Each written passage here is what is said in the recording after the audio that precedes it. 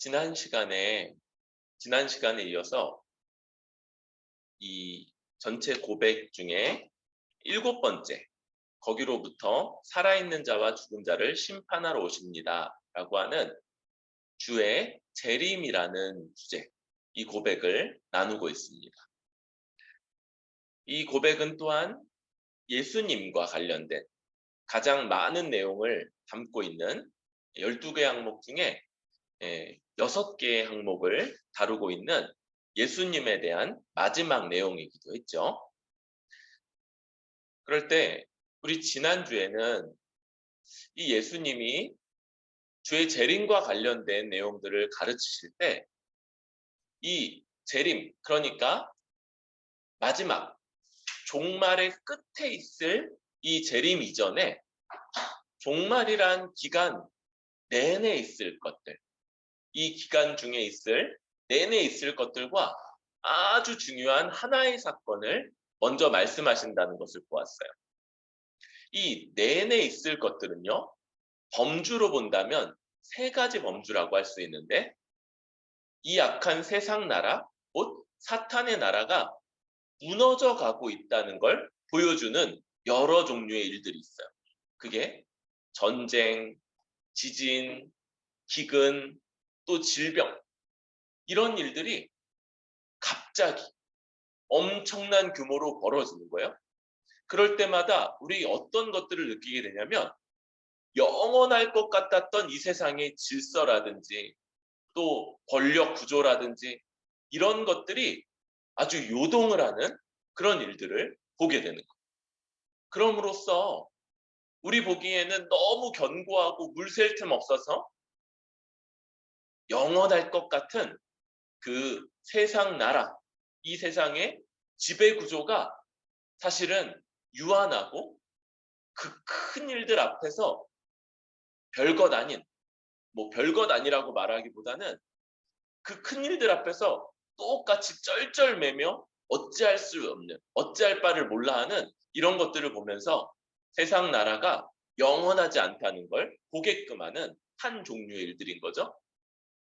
그러면서 두 번째는 이 세상 나라와 하나님 나라가 충돌하고 있다는 거. 여러분, 충돌하려면 둘이 같이 있어야 되죠. 곧 눈에 보이지 않지만 이 땅에 하나님 나라가 임했음을 보게 되는 건데, 그게 뭐냐면 바로 교회를 향한 핍박과 또 여러 가지 유혹이라는 거. 여러 가지 이 박해, 미워함, 괜히 욕하고 괜히 트집 잡고 이런 것들을 당하는 경우도 있고, 심할 때는 매를 맞고 옥에 갇히고 또 순교를 당하기도.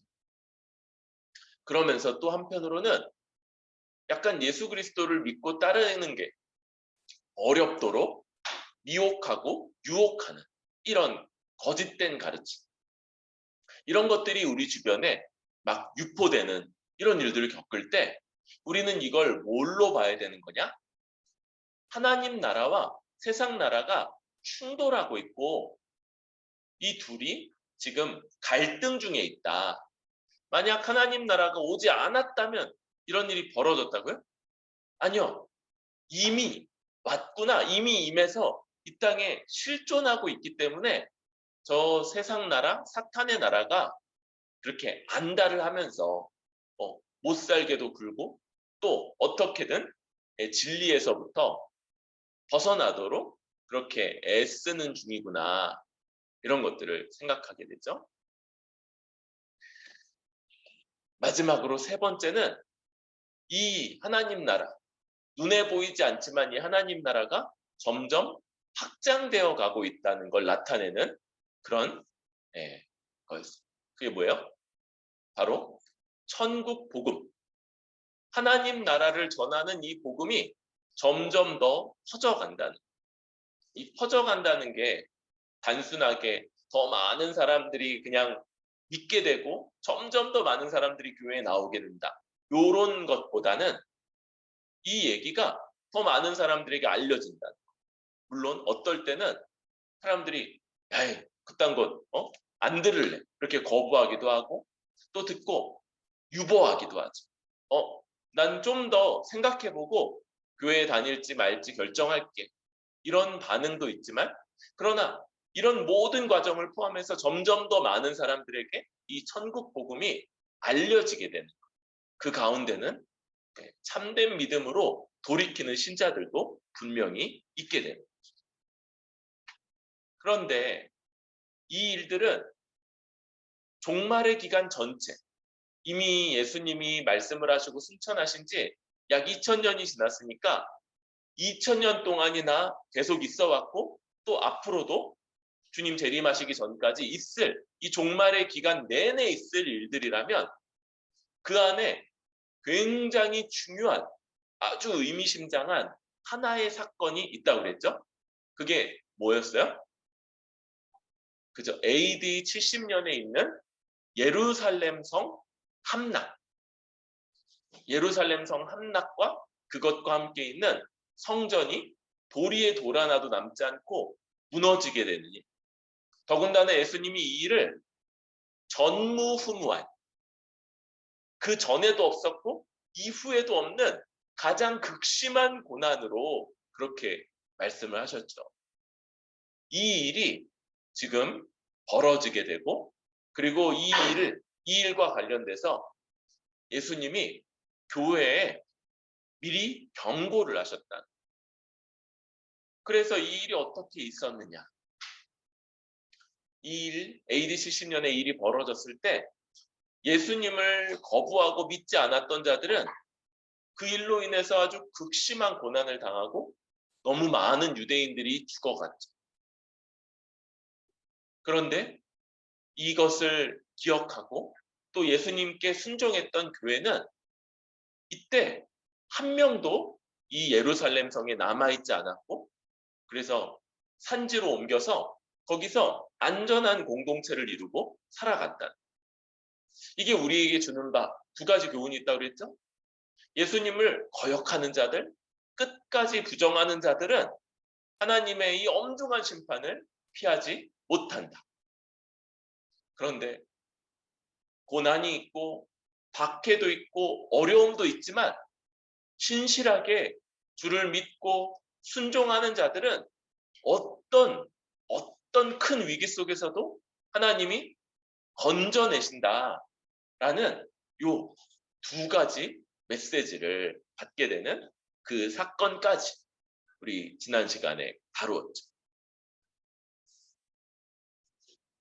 이 기간 주의 재림 앞에 종말의 기간이 2000년이 흘렀고 또 앞으로도 어쩌면 상당 기간 더 있을 수 있어요.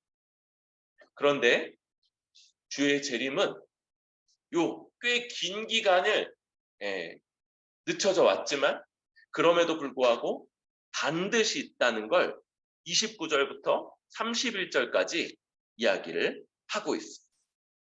29절 그날 환란 후에 요 환란 후에 그럴 때 뭐 앞에 것과 시간적으로 긴밀하게 연관되는 것이 아니라 반드시 임한다는. 그런데 29절에 보면 해가 어두워지며 달이 빛을 내지 아니하며 별들이 하늘에서 떨어지며 하늘의 권능들이 흔들리리라 이렇게 얘기할 때 이런 이미지를 좀 갖게 되죠. 해와 달과 별들과 하늘이 지금 뭔가 크게 뭐 없어지거나 망가지거나 뭐 그렇게 되는 것 아닌가 이런 생각을 할 수 있는 말인데요. 먼저 지금 이 표현 자체가 여러분 뭔가가 약간 대꾸를 이루고 있죠. 그래서 해와 달, 별들과 하늘의 권능들 이런 것들이 해가 어두워진다, 달을 빛이 내지 않는다. 별들이 하늘에서 떨어진다, 하늘의 권능들이 흔들린다. 이게 짝이 좀 맞죠. 이렇게 짝이 맞는 표현을 볼 때, 성경에서 이런 표현을 볼 때 이게 시적인 표현이 아닌가를 먼저 생각을 해야 돼요. 성경의 약 3분의 1이 시, 더군다나 이게 이제 우리 시와는 좀 다른 히브리 시의 형태를 갖고 있다고 봐요. 그리고 히브리 시의 특징이 방금 본 것 같은 평행법, 그래서 대꾸를 이루는 것들이 연이어 나오는 이런 방식의 표현인 거예요. 지금 뭐 얘기하는 거냐면 29절에 저 일들이 논리적인 묘사이기보다는 시적인 표현이라는, 내 마음은 호수여 그대 노저오, 이렇게 할 때 여러분 우리 마음이 이제 정말 물이 가득 차고 막 넓어서 막 그 위에다가 보트를 띄울 수 있는 그런 곳이라고 얘기하는 게 아니잖아요. 그렇죠? 그래서 지금 29절이 시적인 표현으로, 더군다나 요런 방식을 이제 유대인들 사이에 많이 있었던 묵시문학적 표현이라고도 봐요. 이건 뭐냐면 엄청난 큰일이 있을 거다라는 걸 이런 식으로 표현을 하는 거예요. 그러면 그때 정말 해달별이 다 지금하고는 완전히 다르게 어떻게 될 거냐? 일부 있을지도 모르겠어요. 일부. 그런데 이 땅에 하나님이 창조하신 이 세상에 항상성, 이 땅이 계속 있기 위한 어떤 조건들로서 해달별과 그들 간에 있는 어떤 인력들, 뭐 그런 우주적인 법칙들, 이런 것들이 다 깨져버리면 약간 뭐 우리도 살기 어렵고 뭐 필요세계 전체가 완전히 바뀌겠죠? 그래서 이 어느 정도냐, 이런 우주적인 질서가 뭐 재편되는 면도 있겠지만 분명히 유지되는 면도 있을 거다. 그래서 이 표현을 너무 이제 논리적인 묘사로, 그래서 진짜 해는 빛을 다 잃고 달은 더 이상 빛을 내지 않고 별들이 하늘에서 다 떨어져 버리고 뭐 이런 일들이 문자적으로 벌어지지는 않을 수도 있을 거다, 이렇게 보는 거예요. 더 강조하는 건 이게 엄청난 일이다. 그 엄청난 일이 벌어진다. 벌어져. 그리고 그때 무슨 일이 있어요? 인자의 징조가 하늘에서 보이죠? 인자는 예수님이시죠? 인자의 징조, 이게 뭐냐? 그냥 예수님 오신다. 저기서 예수님이 그렇게 오시는 것, 그거 얘기하는 거예요. 저기 오시네? 이렇게 육체를 가지고 예수님이 다시 오시기 때문에 분명히 보게 될 것, 그거 얘기하는 거예요. 그게 예수님이 오시고 그때 두 가지 반응이 벌어지죠. 땅의 모든 족속들이 통곡하며 그들이 인자가 구름을 타고 능력과 큰 영광으로 오는 것을 보리다. 31절에 그가 큰 나팔 소리와 함께 천사들을 보내리니 그들이 그의 택하신 자들을 하늘 이 끝에서 저 끝까지 사방에서 모으리라. 여기 30절 후반부에 땅의 모든 족속들과 31절에 그의 택하신 자들, 요 둘은요, 언뜻 보면 그의 택하신 자들도 땅의 모든 족속들 가운데 속한다 보여지지만 약간 달라요. 그렇죠? 땅에라는 단어는 부정적인 표현을 좀 갖고 있죠.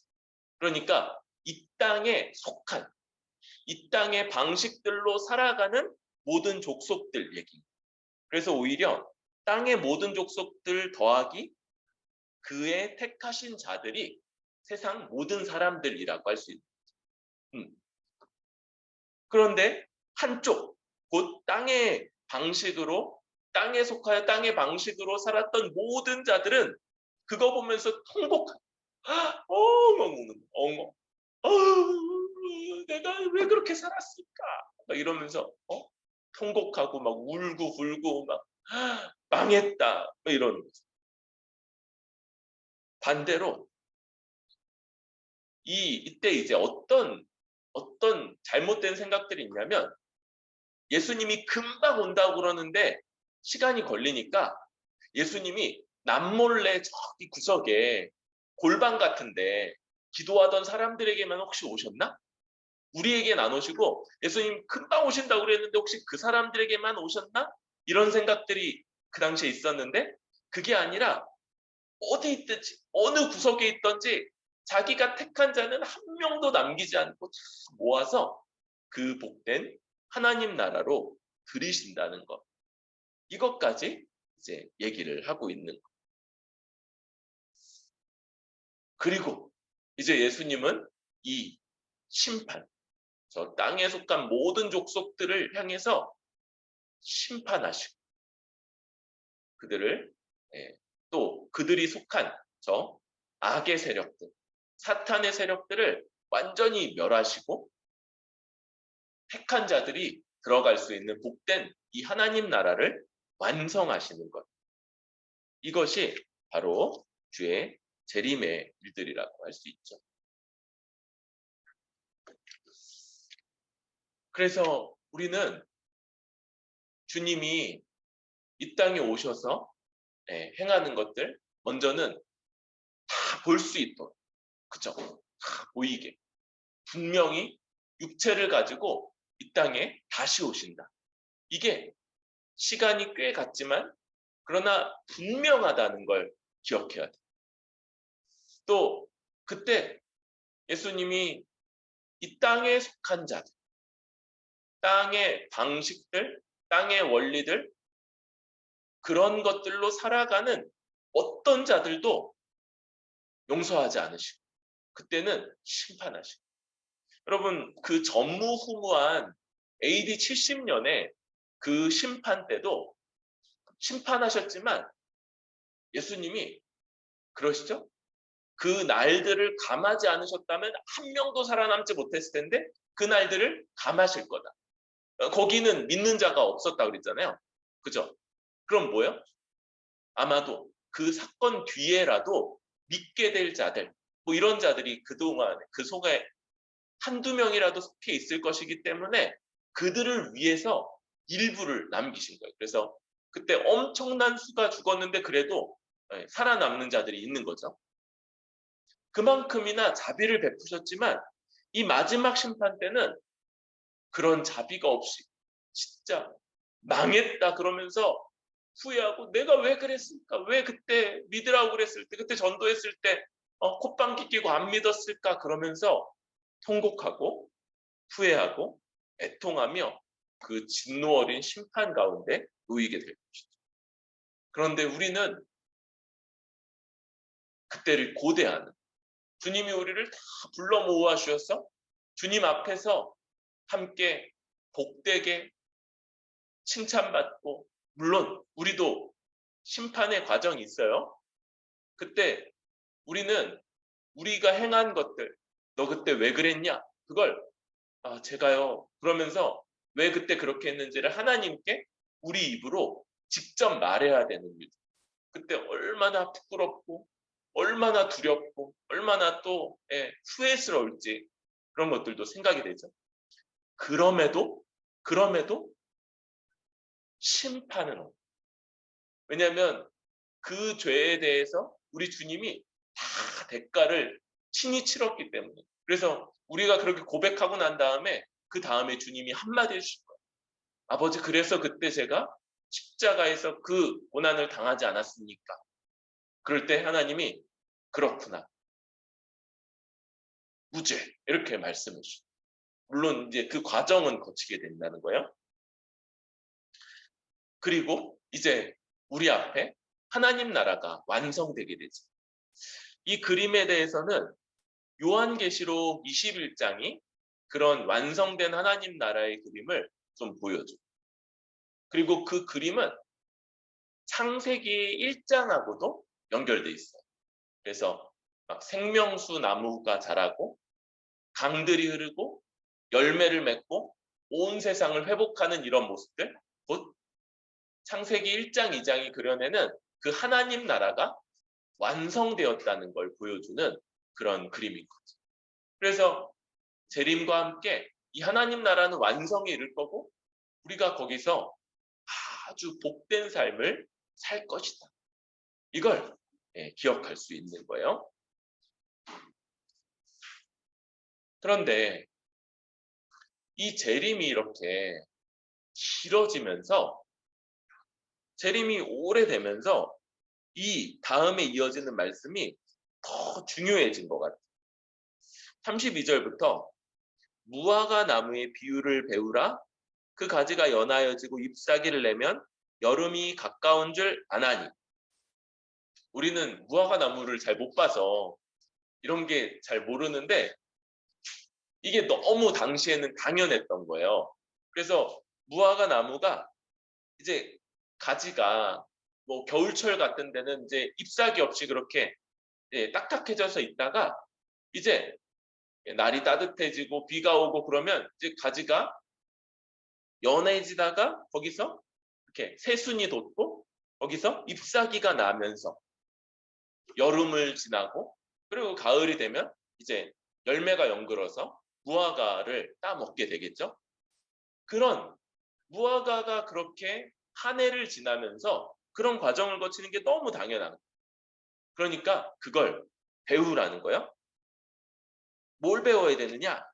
33절 이와 같이 너희도 이 모든 일을 보거든 인자가 가까이 곧 문 앞에 이른 줄을 알라. 그래서 지금 말씀하시는 이 일들 두 가지라고 할 수 있죠. 하나는 AD 70년에 벌어진 이 엄청난 일과 또 그 중간에 내내 계속되는 저 세 종류의 일들을 보면 그걸 볼 때 우리가 뭘 다시 기억해야 된다고요? 주님 곧 재림하시겠구나. 주의 재림이 가깝구나. 이걸 생각해야 된다는 34절 내가 진실로 너희에게 말하노니 이 세대가 지나가기 전에 이 일이 다 일어나리라. 그래서 여기 이 세대라는 말이 좀 중요한데요. 보통 성경에서 세대 그러면 이 세상을 가리키는 그런 표현 아이온이라는 표현이 많이 쓰여요. 이 세대 그리고 오는 세대 이렇게 해서 그 세상이라고도 번역할 수 있는 그런데 여기서는 아이온이 아니고 게네아라는 표현이 쓰이는 건데 요거는 말 그대로 그 제네레이션 그래서 우리가 많이 쓰는 그 세대 있죠. 그래서 우리는 한 세대를 30년으로 보통 보잖아요. 30년. 그런데 당시에는 30년에서 40년까지 봤다고요. 약 3, 40년. 요거 얘기하는 거예요. 그러니까 주님 이 말씀을 하시고 3, 40년 안에 너네가 이 모든 것들을 다 보리라 얘기하시는 거예요. 왜 40년이 되겠어요? 그러니까 AD 70년에 그 일까지가 다 벌어지는 게 약 한 길게 잡으면 한 40년 정도가 걸리는 거죠. 그 안에 이 징조들이 다 벌어지고 나서 그리고는 이 벌어진 징조들을 통해서 주의 재림이 가깝구나, 멀지 않구나 이걸 계속 기억해야 된다. 천지가 없어질지어도 주님의 말씀은 없어지지 않을 거다. 그러면서 주의 재림이 가깝다, 주님 곧 오신다라는 이걸 계속해서 이 징조들 또 우리 삶 가운데 반복되는 그 일들을 통해서 기억하는 것. 이게 우리에게 주어지는 주님의 명령이요 또 숙제라고 할 수 있는 것이죠. 그러면서 이 주의 재림을 대해서 한 가지 내용이 더 언급이 돼요. 그러나 그날과 그때는 아무도 모르나니 하늘의 천사들도 아들도 모르고 오직 아버지만 아시느니라. 예수님 자신도 모른다고. 그러면서 하나님 아버지만이 아신다. 이 뭐 얘기하는 거야? 그러니까 그날이 언젠지 그때가 언젠지 알 생각 하지 마라. 여러분, 주의 재림은 가깝다는 이 말씀을 들었어요? 근데 그게 가깝다는 얘기 들었는데 정확하게 언제인지 아니면 대충 어느 때쯤인지 이런 것들이 아무에게도 알려지지 않는 거. 아무에게도 알려지지 않는 거. 그럼으로써 우리가 이제 뭘 보게 되냐면 우리의 일상생활 중에 이 재림에 합당한 임박한 재림에 합당한 그런 삶의 방식들을 갖는 것 이게 중요해지게 되는 거예요. 그래서 주님이 네 가지 이야기로 이걸 얘기해 주세요. 그래서 먼저 노아 때와 같이죠. 노아 때. 노아, 그죠? 홍수를 앞둔 노아죠. 하나님이 노아에게 말씀해 주셔서 노아가 산 꼭대기에 방주를 짓기 시작했죠. 그때는 비가 내리지 않는 때였어요. 비가 아직 한 번도 오지 않은 때. 그것도 산 꼭대기에다가 어마어마한 규모의 이 방주. 배인데, 그죠? 동력이 없는 배죠. 그냥 둥둥 떠다니기만 하는데. 이걸 이제 짓는 거예요. 그리고 그 짓는 기간이 약 120년이 걸렸다. 그러니까 사람들이 보기에는 뭐 그랬을 거예요. 주변 사람들이 처음에는 와가지고 뭐해? 뭐? 비? 그게 뭔데? 그리고 뭐 여기까지 물에 잠긴다고? 야, 너 되게 이상한 거 믿네. 막 그러면서 뭐 놀리기도 했을 거고 또 장난으로 그 와가지고 한두 번 이제 나무 옮기는 거 이런 것도 보았을지도 몰라요. 야, 나도 그래? 그런 거야? 그러면서 이제 같이 하다가 근데 한두 번이고 120년 길어지니까 그 사람들 다 이제 다시 돌아가서 자기 일하고 자기 생업하고 또 장가 가고 시집 가고 이 뭐야? 그냥 다 자기 일상생활 하는 거예요. 일상생활. 이게 우리는 지금 이제 2000년인데 그때 120년도 비슷한 거예요. 며칠간은 우리 주의 재림을 놓고 금식 기도를 합시다. 그러면서 뭐 일주일간 길면 뭐 제 최근에 아는 목사님이 40일 금식 기도도 하셨다고 그러는데 그러니까 뭐 한 40일까지는 금식 기도를 하시는 분들도 있어요. 그런 것들 뭐 어쩌면 할지 모르죠. 우린 못하지만 어떤 분들은 할지 모르죠. 근데 그거보다 더 길어지면 그렇게 못하는. 그러면 다시 일상생활 그래서 직장도 다니고 친구도 만나고 장가도 가고 시집도 가고 밥 먹고 뭐 외식도 하고 어디 여행도 다니고 뭐 그러면서 일상의 삶을 살게 됩니다. 그러니까 주의 재림은 어떤 특별한 수련회나 예배 중에 오시면 진짜 좋겠죠. 그렇죠? 예배 중에 이렇게 모여가지고 막 찬송하고 있는데 그때 딱 오시면 약간 그 전까지는 이제 대충 부르다가 그때 더 크게 불러서 막 그러고 설교 중에 오시면 이제 이렇게 약간 졸리면서 맨날 딱 오시는 거 보면 눈 크게 뜨고 더 이렇게 자세 똑바로 해서 듣고 근데 그게 아니라 우리 일상생활 중입니다. 뭐예요? 뭐 예를 들면 직장 생활 중에 막 상사한테 스트레스 받아가지고 약간 속으로 혹은 이제 다른 동료하고 뒷담 막 까고 있을 그때 혹은 우리 이제 가족 여행 가가지고 뭐 막 즐기고 있을 그때 뭐 최근에 우리 뭐 지영이처럼 막 결혼 준비하고 막 그러면서 막 하고 있을 그럴 때 오신다. 근데 그 중에 대부분의 사람들은 그 일상 속에서 홍수가 나서 멸망하기까지도 깨닫지 못했어. 그러니까 인자의 맘도 이 같다. 또 40절, 41절은 밭에서 일하는 두 남자일 거예요, 보통.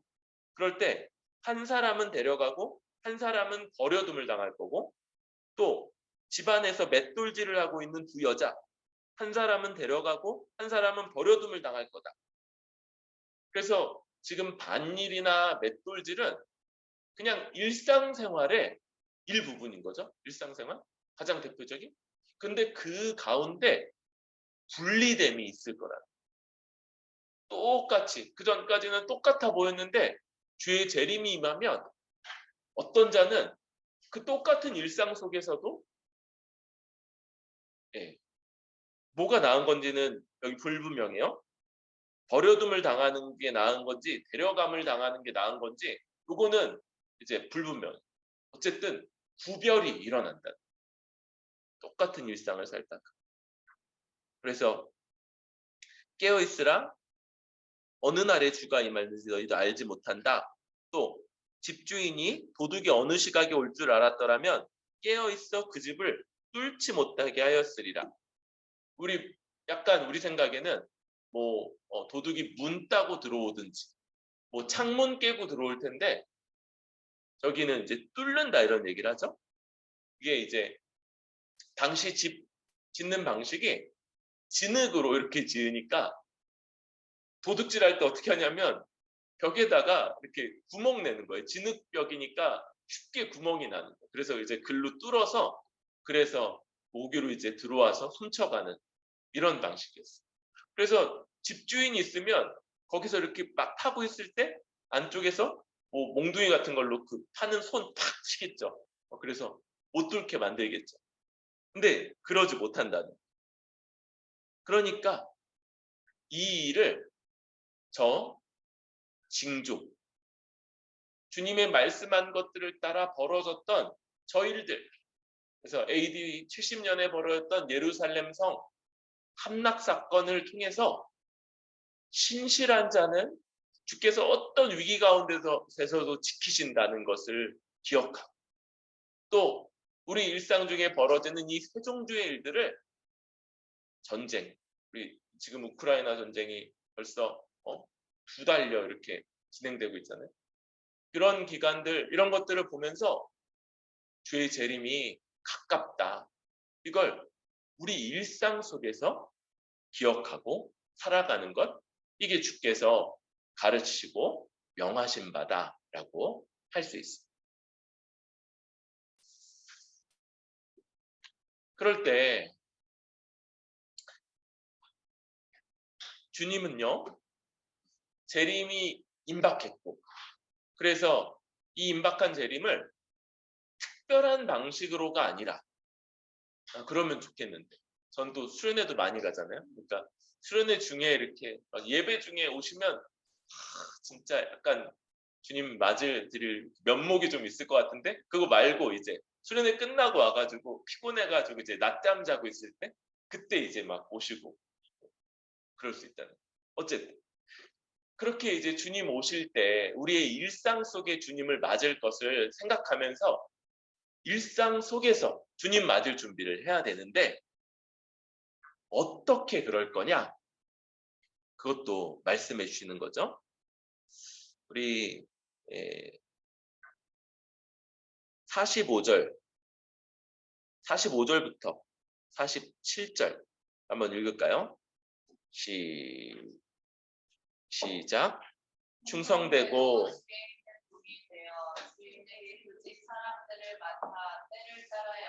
나눠줄 자가 누구냐?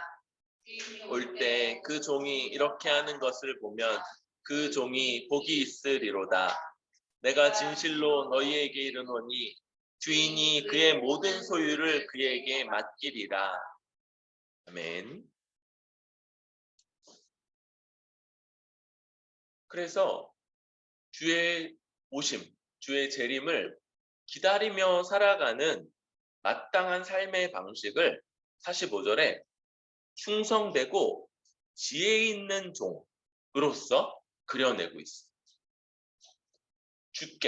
주인께 충성스럽고 또 지혜로워서 지혜 있다. 되게 여러 가지를 포함하고 있죠. 그래서 어떻게 하는 거냐? 주인에게 그 집 사람들을 맡아 때를 따라 양식을 나누어 줄 자. 이게 충성스럽고 지혜 있는 종의 모습으로 나타나고 있는 거죠. 주인이 그 집의 사람들을 원래 스스로 돌보겠죠. 그런데 주인이 오시기까지 그 일을 저 충성되고 지혜 있는 종에게 맡긴다는. 그래서 그 집 사람들을 맡아 때를 따라 양식을 나누어 주는 것.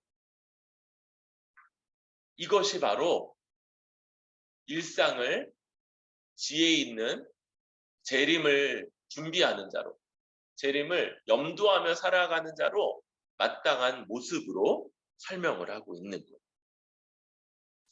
반대로 악한 종은 뭡니까? 주인이 더디오리라 그래서 동료들을 때리고 술 친구들과 더불어 먹고 마시며. 그러니까 일상적인 삶의 방식에서 악한 종은 주인이 더디올 거라 생각하면서 다른 지체들을 때리고 실제로 그런 것보다는 자기의 욕망을 따라 그렇게 살아가면, 그렇게 살다가 보면 주의 재림이 생각지 않은 날 주의 주인이 오게 될 거라. 반대로 지혜 있는 종은 어떻습니까? 그 종은 자신들 앞에 있는 사람들이 지금 주인의 집 사람들이라는 걸 생각하는 거예요.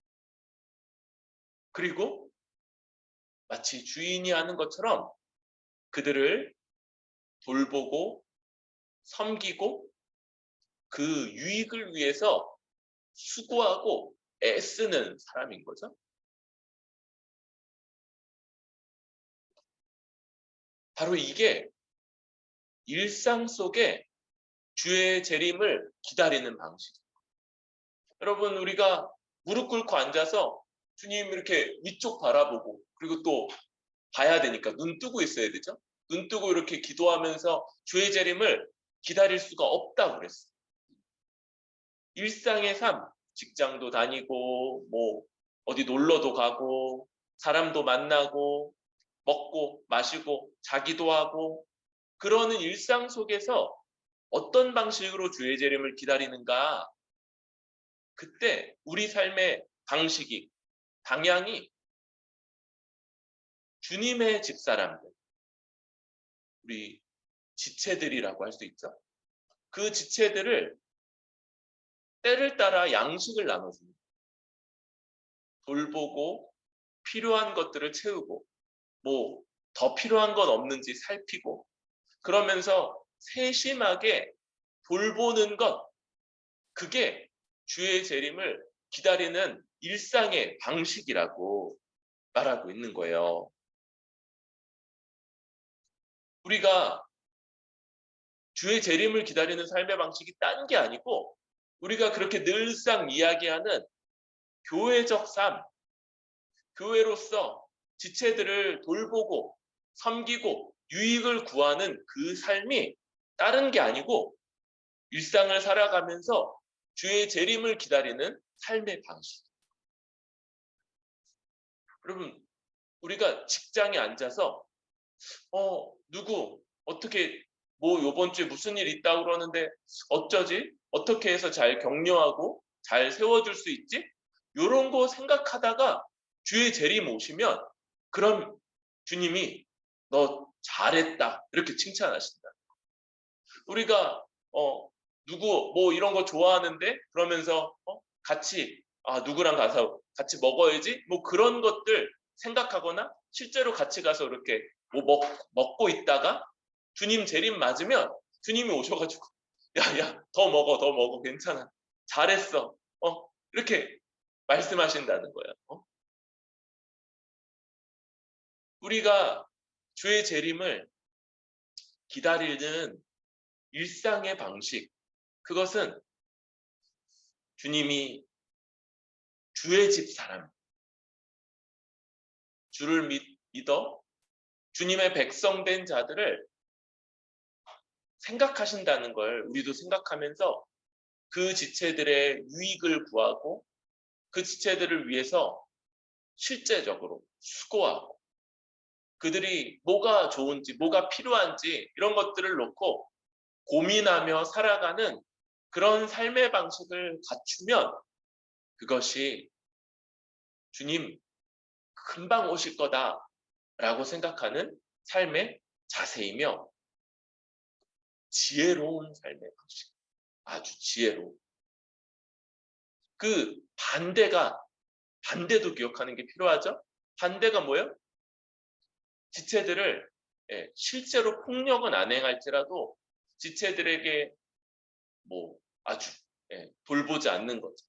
지체들을 힘들게 하거나 또 지체들의 믿음을 연약하게 만들거나 자기 욕망을 위해서 자기만을 위해서 삶의 방식들을 똘똘 자기만을 위한 삶의 방식들로 그렇게 뭉쳐서 살아가는 자 그렇게 살다가 주님 재림하실 때 통곡할 줄 몰라요. 통곡. 아이고 내가 왜 그렇게 살았을까. 아이고 그때 그렇게 살지 말라고 그럴 때 바꿀 걸. 우리가 우리 자신들을 좀 돌아보면서 내가 좀 어느 쪽의 삶인가 점검할 수 있기를 바라고 더 힘써야 되는 여러분 충성스럽고 지혜로운 종이라면 이런 것들을 지혜롭게 생각해야 돼요. 그래서 내가 뭘 바꿔야 될지 요번 주간에 어떤 걸 바꿀지 한 달을 놓고 어떤 걸 바꿀지 1년을 놓고 어떤 것들을 더 지체들의 유익을 위해서 유익을 생각하면서 그렇게 바꾸어 갈지를 생각하고 고민하고 그리고 실제적으로 그런 노력들을 기울이는 삶 이게 일상을 통해 주의 재림을 기다리는 방식입니다. 여러분 머지않아 오십니다. 머지않아 주님 오실 거고 그때 정말 우리의 이 일상의 삶, 우리가 살아갔던 일상의 삶의 그 중심을 보시면서 주님이 잘했다 이렇게 칭찬하실 것을 기대하고 소망하면서 특별히 주님 우리에게 이미 말씀해 주신 그 징조들을 바르게 사용해서 아 내가 이렇게 하면 안 되지. 아 맞다. 이런 일들 벌어지는데 빨리 돌이켜야지. 이렇게 생각하면서 주님 앞에 재림을 준비하는 자로 살아가는 저와 여러분들 되시기를 바랍니다.